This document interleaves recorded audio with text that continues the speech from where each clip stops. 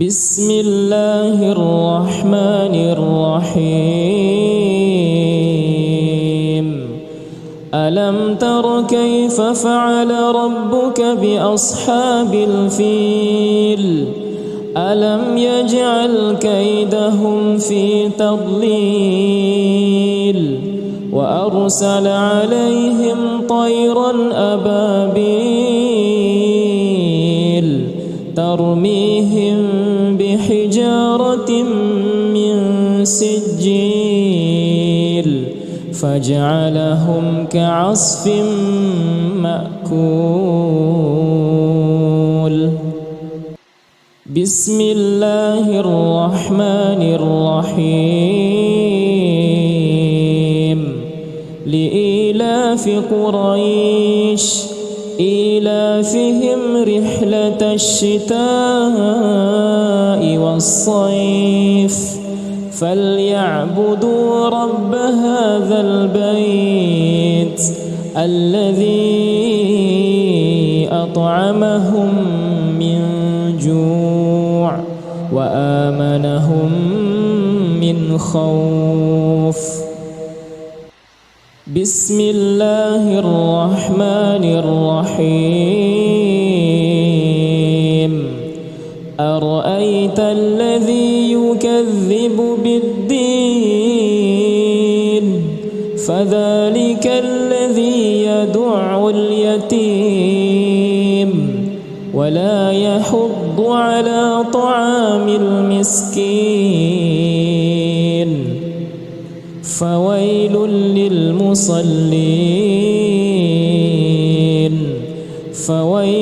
للمصلين الذين هم عن صلاتهم ساهون الذين هم يراءون ويمنعون الماعون بسم الله الرحمن الرحيم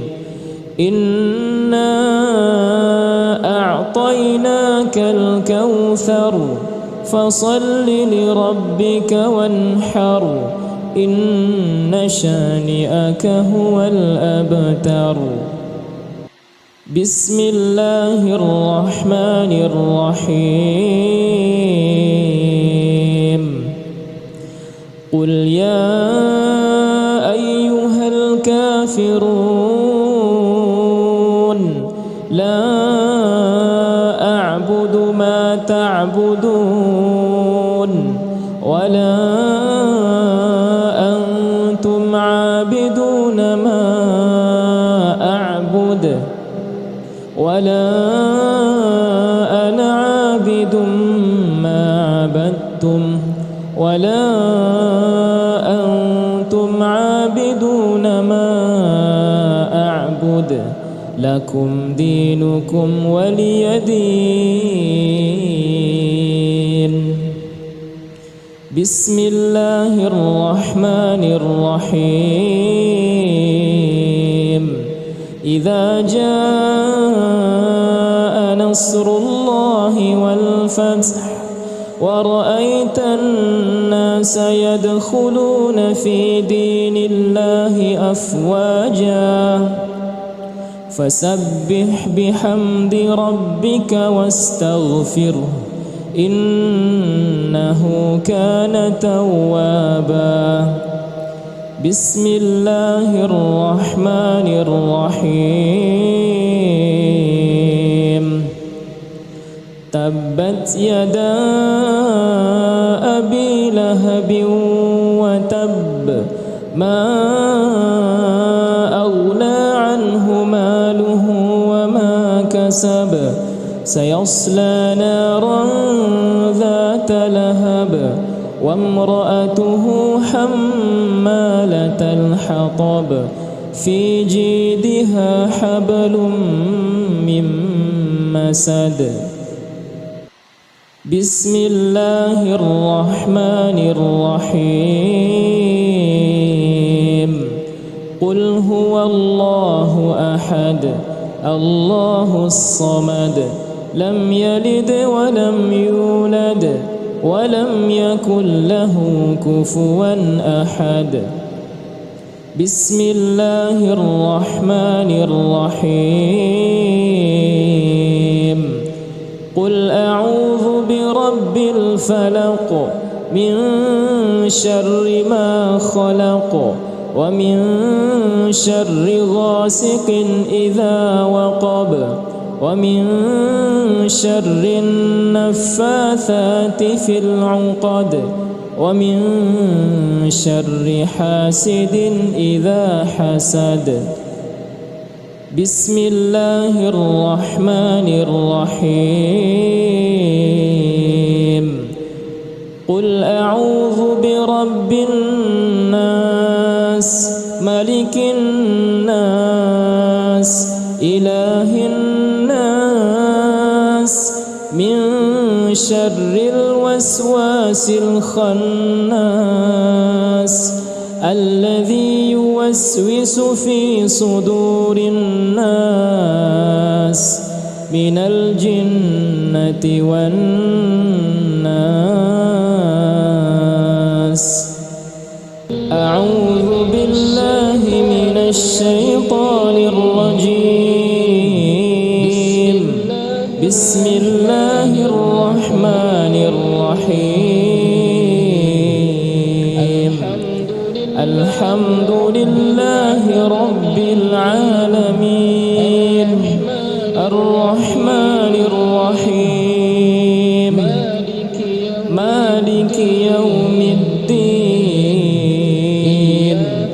إياك نعبد وإياك نستعين. اهدنا الصراط المستقيم صراط الذين أنعمت عليهم غير المغضوب عليهم ولا الضالين.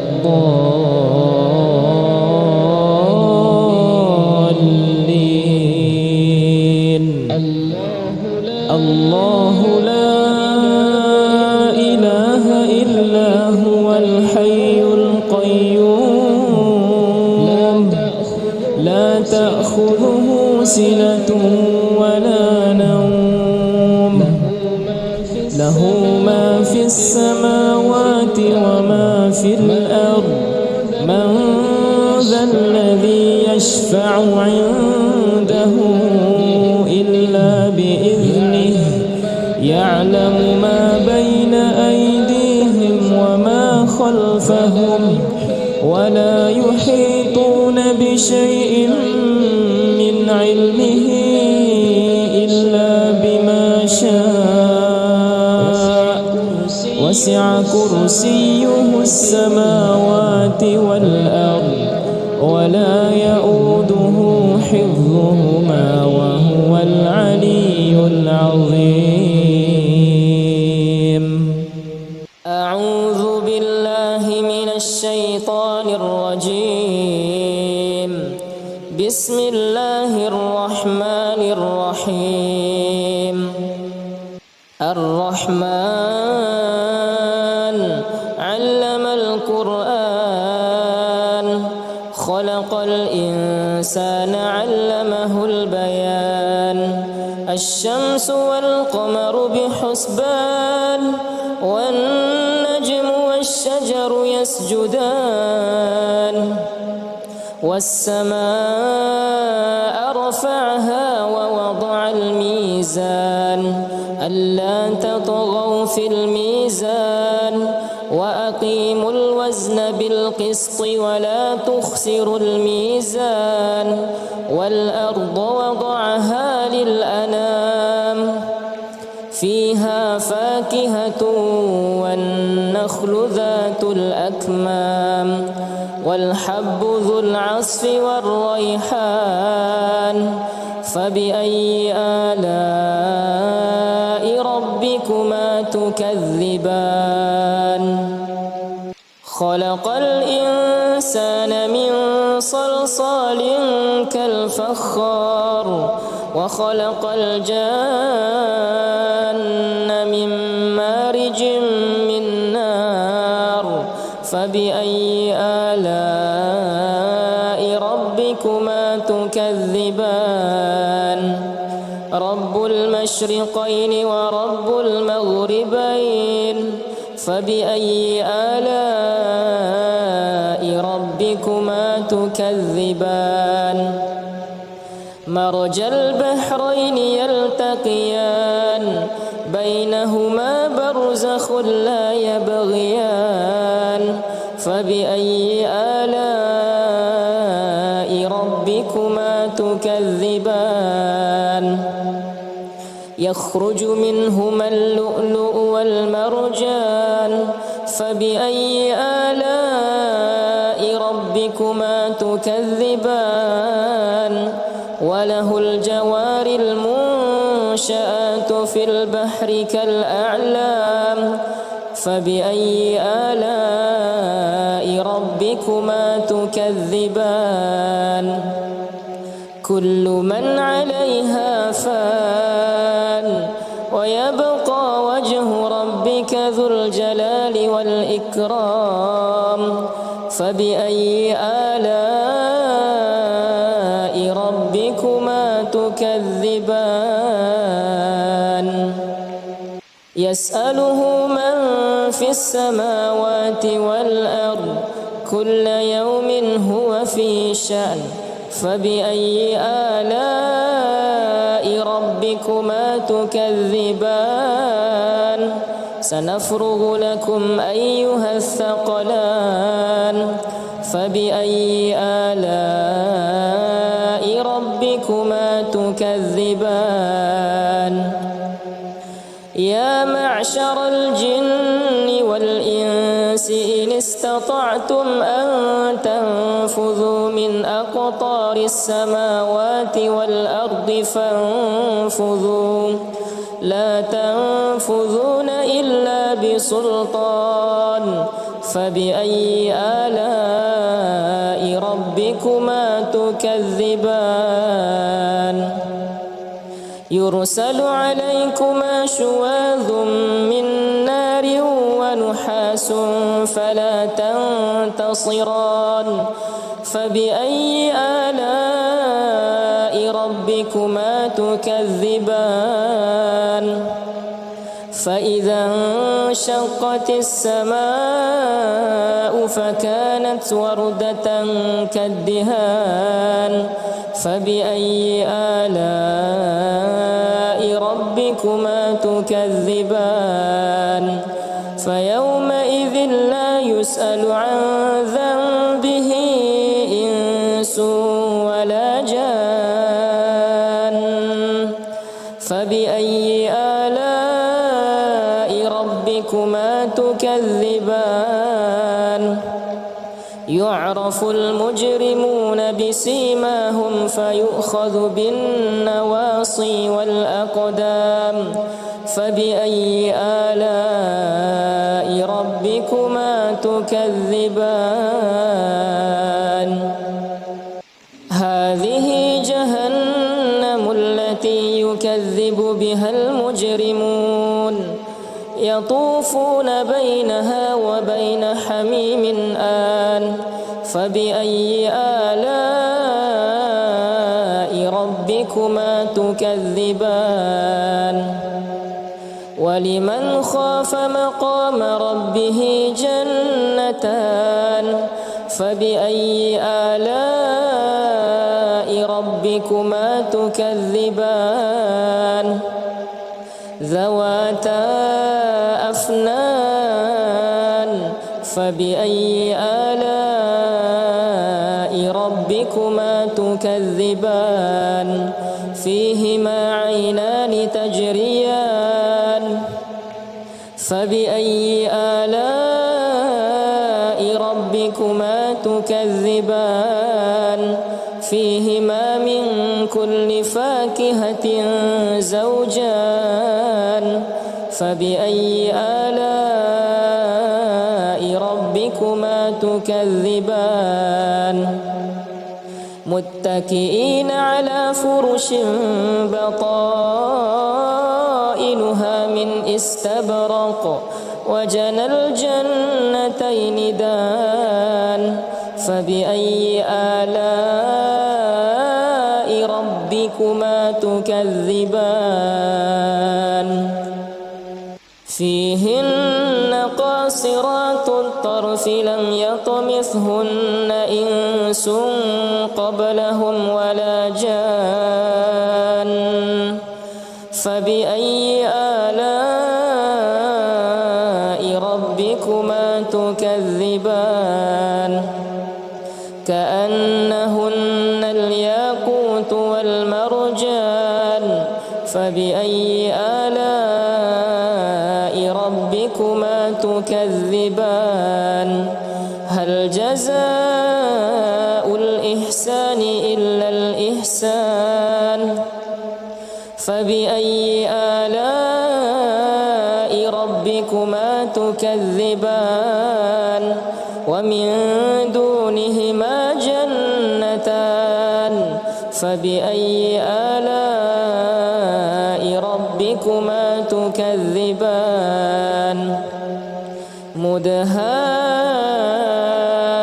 مدهامتان فبأي آلاء ربكما تكذبان فيهما عينان نضاختان فبأي آلاء ربكما تكذبان فيهما فاكهة ونخل ورمان فبأي آلاء ربكما تكذبان فيهن خيرات حسان فبأي آلاء ربكما تكذبان حور مقصورات في الخيام فبأي آلاء ربكما تكذبان لم يطمثهن إنس قبلهم ولا جان فبأي آلاء ربكما تكذبان متكئين على رفرف خضر وعبقري حسان فبأي آلاء ربكما تكذبان تبارك اسم ربك ذي الجلال والإكرام أعوذ بالله من الشيطان الرجيم بسم الله الرحمن الرحيم تبارك الذي بيده الملك وهو على كل شيء قدير الذي خلق الموت والحياة ليبلوكم أيكم أحسن عملا وهو العزيز الغفور الذي خلق 7 سماوات طباقا ما ترى في خلق الرحمن من تفاوت فارجع البصر هل ترى من فطور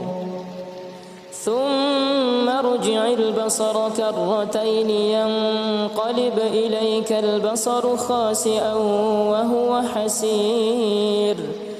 ولقد زينا السماء الدنيا بمصابيح وجعلناها رجوما للشياطين وأعتدنا لهم عذاب السعير وللذين كفروا بربهم عذاب جهنم وبئس المصير إذا ألقوا فيها سمعوا لها شهيقا وهي تفور تكاد تميز من الغيظ كلما ألقي فيها فوج سألهم خزنتها ألم يأتكم نذير قالوا بلى قد جاءنا نذير فكذبنا وقلنا ما نزل الله من شيء إن أنتم إلا في ضلال كبير وقالوا لو كنا نسمع أو نعقل ما كنا في أصحاب السعير فاعترفوا بذنبهم فسحقا لأصحاب السعير إن الذين يخشون ربهم بالغيب لهم مغفرة وأجر كبير وأسروا قولكم أو اجهروا به إنه عليم بذات الصدور ألا يعلم من خلق وهو اللطيف الخبير هو الذي جعل لكم الأرض ذلولا فامشوا في مناكبها وكلوا من رزقه وإليه النشور أأمنتم من في السماء أن يخسف بكم الأرض فإذا هي تمور أم أمنتم من في السماء أن يرسل عليكم حاصبا فستعلمون كيف نذير ولقد كذب الذين من قبلهم فكيف كان نكير أولم يروا إلى الطير فوقهم صافات ويقبض ما يمسكهن إلا الرحمن إنه بكل شيء بصير أمن هذا الذي هو جند لكم ينصركم من دون الرحمن إن الكافرون إلا في غرور أمن هذا الذي يرزقكم إن أمسك رزقه بل لجوا في عتو ونفور أفمن يمشي مكبا على وجهه أهدى أمن يمشي سويا على صراط مستقيم قل هو الذي أنشأكم وجعل لكم السمع والأبصار والأفئدة قليلا ما تشكرون قل هو الذي ذرأكم في الأرض وإليه تحشرون ويقولون متى هذا الوعد إن كنتم صادقين قل إنما العلم عند الله وإنما أنا نذير مبين فلما رأوه زلفة سيئت وجوه الذين كفروا وقيل هذا الذي كنتم به تدعون قل أرأيتم إن أهلكني الله ومن معي أو رحمنا فمن يجير الكافرين من عذاب أليم قل هو الرحمن آمنا به وعليه توكلنا فستعلمون من هو في ضلال مبين قل أرأيتم إن أصبح ماؤكم غورا فمن يأتيكم بماء معين أعوذ بالله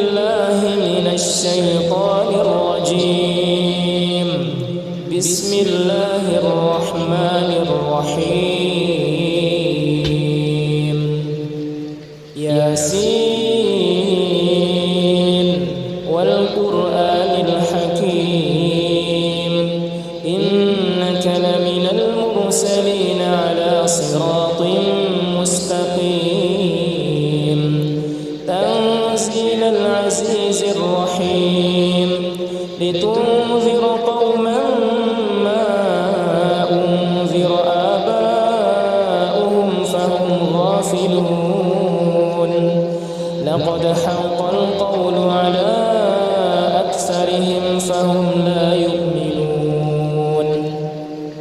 إنا جعلنا في أعناقهم أغلالا فهي إلى الأذقان فهم مقمحون وجعلنا من بين أيديهم سدا ومن خلفهم سدا فأغشيناهم فهم لا يبصرون وسواء عليهم أأنذرتهم أم لم تنذرهم لا يؤمنون إنما تنذر من اتبع الذكر وخشي الرحمن بالغيب فبشره بمغفرة وأجر كريم إنا نحن نحيي الموتى ونكتب ما قدموا وآثارهم وكل شيء أحصيناه في إمام مبين واضرب لهم مثلا أصحاب القرية إذ جاءها المرسلون إذ أرسلنا إليهم اثنين فكذبوهما فعززنا بثالث فقالوا إنا إليكم مرسلون قالوا ما أنتم إلا بشر مثلنا وما أنزل الرحمن من شيء إن أنتم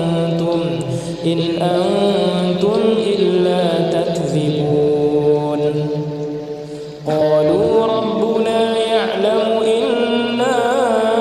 إليكم لمرسلون وما علينا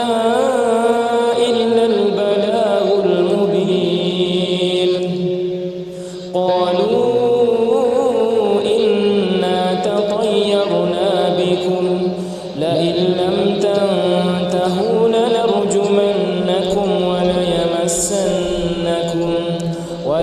وليمسنكم منا عذاب أليم قالوا طائركم معكم أئن ذكرتم بل أنتم قوم مسرفون وجاء من أقصى المدينة رجل يسعى قال يا قوم اتبعوا المرسلين اتبعوا من لا يسألكم أجرا وهم مهتدون وما لي لا أعبد الذي فطرني وإليه ترجعون أأتخذ من دونه آلهة إن يردني الرحمن بضر لا تغن عني شفاعتهم شيئا ولا ينقذون إني إذا لفي ضلال مبين إني آمنت بربكم فاسمعون قيل ادخل الجنة قال يا ليت قومي يعلمون بما غفر لي ربي وجعلني من المكرمين وما أنزلنا على قومه من بعده من جند من السماء وما كنا منزلين إن كانت إلا صيحة واحدة فإذا هم خامدون يا حسرة على العباد ما يأتيهم من رسول إلا كانوا به يستهزئون ألم يروا كم أهلكنا قبلهم من القرون أنهم إليهم لا يرجعون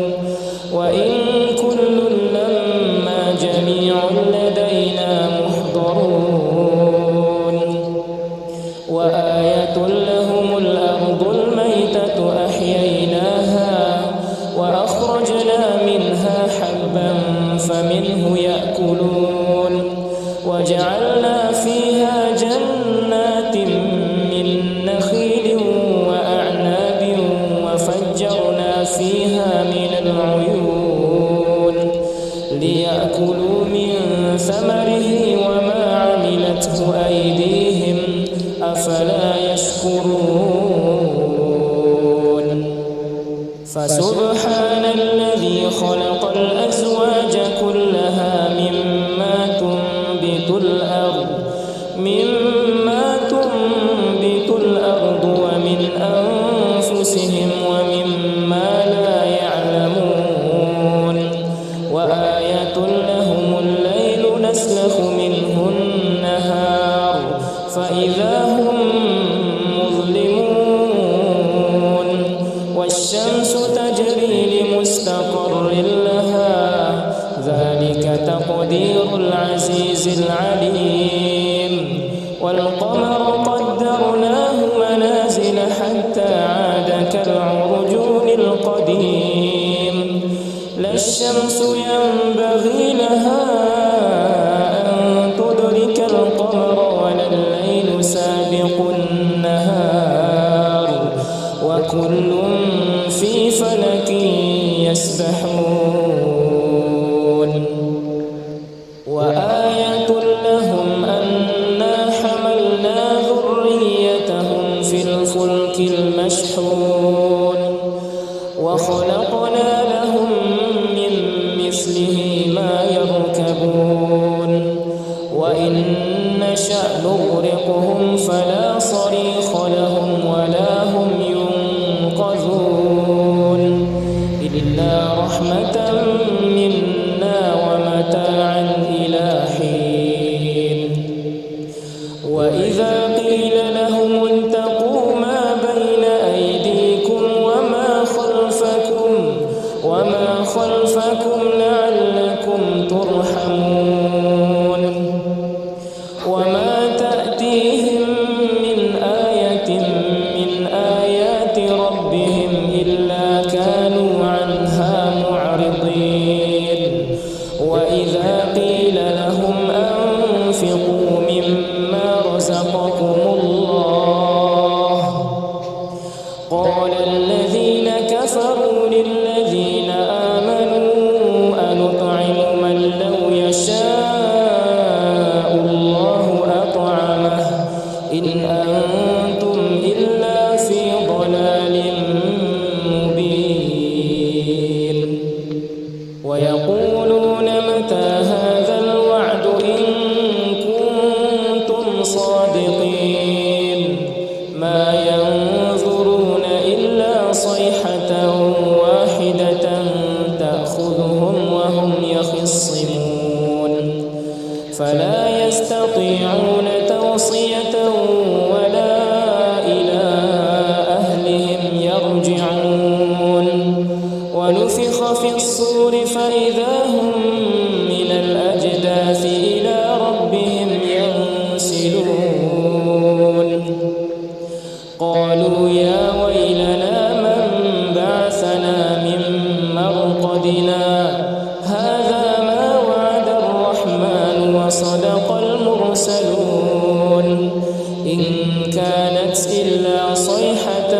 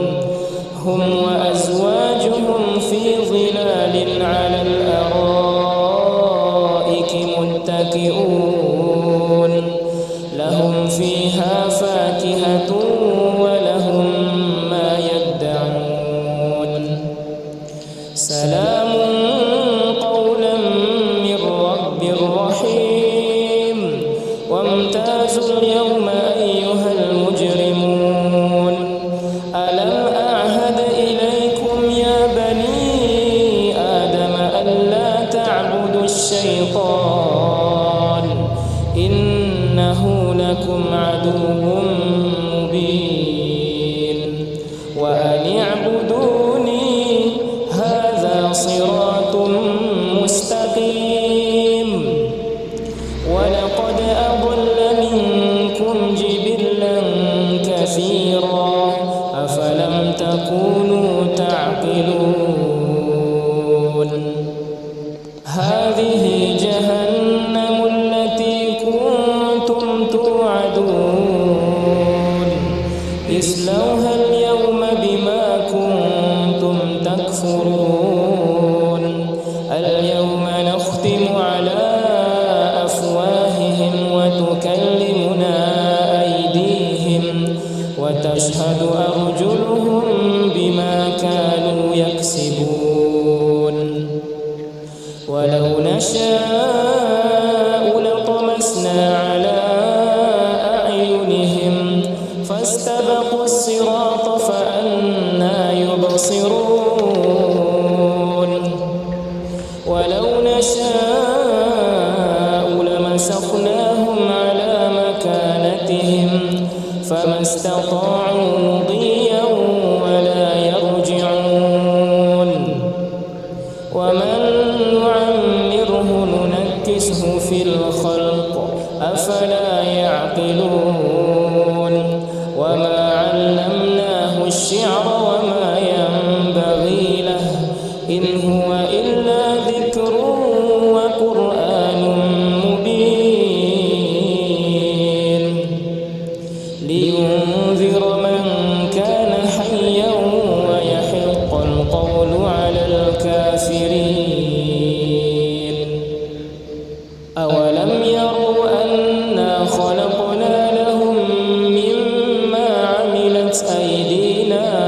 أنعاما فهم لها مالكون وذللناها لهم فمنها ركوبهم ومنها يأكلون ولهم فيها منافع ومشارب أفلا يشكرون واتخذوا من دون الله آلهة لعلهم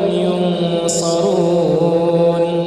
لا يستطيعون نصرهم وهم لهم جند محضرون فلا يحزنك قولهم إنا نعلم ما يسرون وما يعلنون أولم ير الإنسان أنا خلقناه من نطفة فإذا هو خصيم مبين وضرب لنا مثلا ونسي خلقه قال من يحيي العظام وهي رميم قل يحييها الذي أنشأها أول مرة وهو بكل خلق عليم الذي جعل لكم من الشجر الأخضر نارا فإذا أنتم منه توقدون أوليس الذي خلق السماوات والأرض بقادر على أن يخلق مثلهم بلى وهو الخلاق العليم إنما أمره إذا أراد شيئا أن يقول له كن فيكون فسبحان الذي بيده ملكوت كل شيء